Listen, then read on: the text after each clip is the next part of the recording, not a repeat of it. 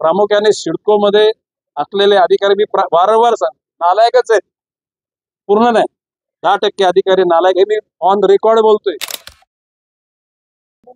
निवडणुकीचा आणि माझ्या जनता दरबाराचा काही संबंध नाही. हे सगळे प्रश्न मॅनमेड आहेत. माणसांनी स्वतःच्या स्वार्थाकरता किंवा आपल्या एकूण मस्तीमध्ये असणाऱ्या काही घटकांनी गोरगरिबांचा छळ करण्याचा प्रयत्न चाललाय असं माझं मत आहे. शासनाचे कायदे, शासनाचे नियम हे शासनाचे अधिकारी काही ठिकाणी पाळत नाही, मग त्यांना त्याची जाणीव करून द्यायला मला भाग पडलेलं आहे.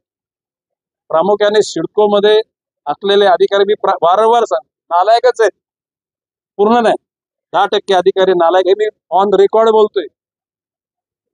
राज्य शासनाने ठरवलं 2015 पर्यंतच्या अनुकूल बांधकामाला अभय दिलेले असताना हे लोक ते तोडण्याचा प्रयत्न करतात.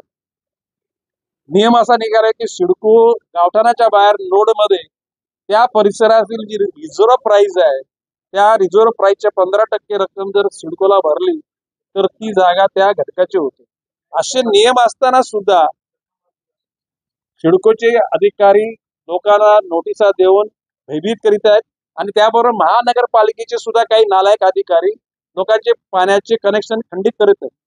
मी सूचना दिलेली महानगरपालिकेच्या वरिष्ठ अधिकाऱ्यांना की हे जे कोण आहेत दलाल बिल्डर लोकांचे याला थांबवा, आणि सिडकोच्या अधिकाऱ्यांना सुद्धा मी मेसेज दिलाय की याच्यापुढे अशा नोटिसा लोकांना द्यायच्या नाहीत.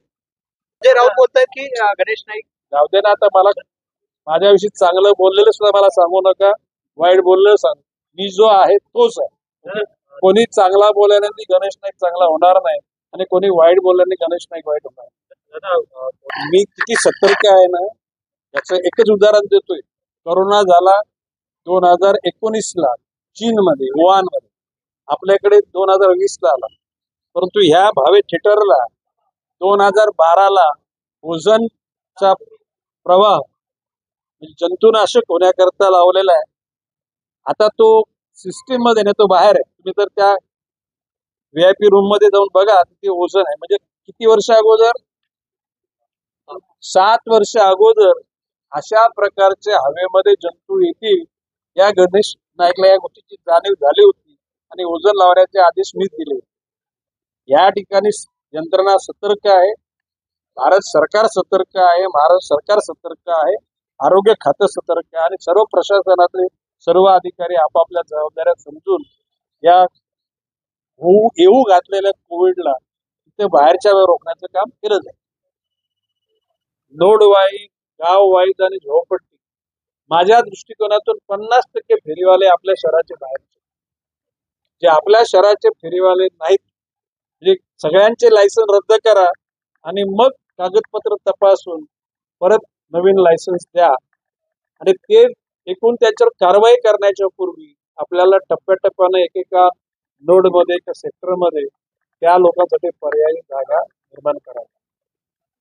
फेरीवाल्यांच्या बाबतीत तेच, भिकाऱ्यांच्या बाबतीत तेच, तृतीयपंथीच्या बाबतीत या लोकांना कुठल्याही प्रकारच्या माणुसकीचा जो भाग आहे त्या माणुसकीचा भाग अवेरून कुठल्याही प्रकारची कारवाई होता कामा नये. आणि म्हणून त्याकरता मी स्वतः, माझे काही सहकारी,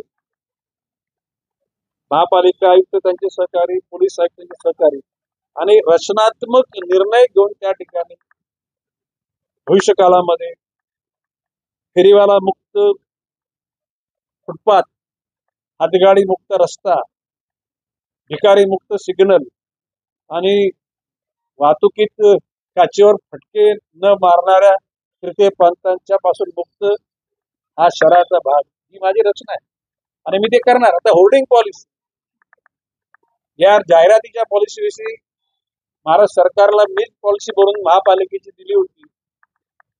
त्यावेळच्या मुख्य सचिवांनी सांगितलं, अरे ही पॉलिसी तर आपल्याला महाराष्ट्रात करायला पाहिजे, हॉकर्स पॉलिसी पण तशी करायला पाहिजे.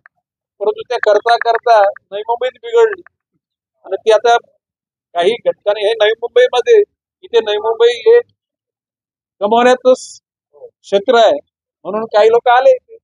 आता गणेश नाईक येते कशातून काढेल, काय बोलतो मी, खेळलं असेल ना त्याला उलटी करायला लावेल. तो राजकारणातला आहे की तो कुठल्या प्रशासनातला आहे याची पर्वा करणार नाही. सुधरा. ज्याला इथे परवडणार नसेल तिथे निघून जा. त्यापेक्षा तुम्हाला सुधारायचं काम आम्ही करू. हा दम राजकीय नेते नाही की अधिकारी? सगळ्यांना तुमचे अटॅचमेंट तुमचे तुम्ही जे बोलता ते